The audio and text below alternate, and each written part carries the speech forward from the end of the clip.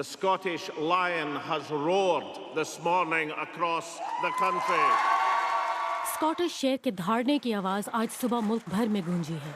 ये थे साबिक SNP एलेक्स सैलमन के अल्फाज, जो बरतानवी हाउस ऑफ कॉमन्स में दोबारा मुंतखब हो गए हैं। ये धाड़ एक वसी फतह की निशानदही करती है उस पार्टी के लिए जो गुज़िश्ता 80 बरस से स्कॉटलैंड की आज़ादी के लिए लड़ती रही है। SNP ने स्कॉटलैंड की कुल 59 में से 56 सीटें हासिल करके तारीखी कामयाबी हासिल की है। सन 2010 में इसको महज 6 नशिस्तें हासिल हुई थीं। न सिर्फ बरतानवी पार्लियामेंट वेस्टमिंस्टर में ये पार्टी फतहमंद हुई, बल्कि स्कॉटलैंड में लेबर पार्टी की रवायती बढ़तरी को भी इसने मस्मार कर दिया। बरतानिया की शुमाली सरहद के पार अब सिर्फ एक लेबर MP बचा है। यहाँ तक कि लेबर के शैडो सेक्रेटरी खारजा को, जो 1997 से इक़्तिदार में थे, एक 20 साला तालिब इल्म के हाथों शिकस्त हुई।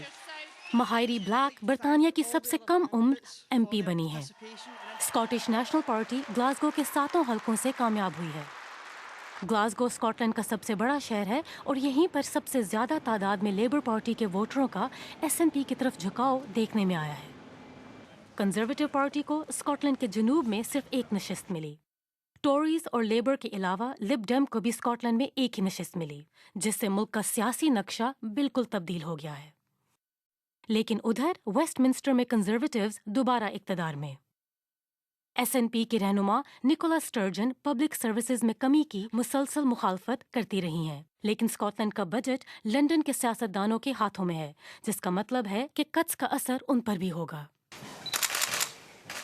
कंजर्वेटिव जमात मुमकिना तौर पर SNP को ज्यादा इख्तियारात देने पर तवज्जो देगी, लेकिन वो स्कॉटलैंड की आज़ादी के लिए किसी भी नए इक़दाम की मुखालफत करेंगे।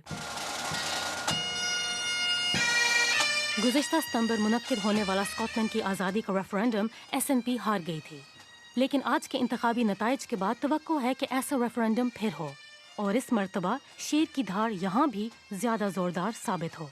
कंदील शाम, BBC न्यूज़।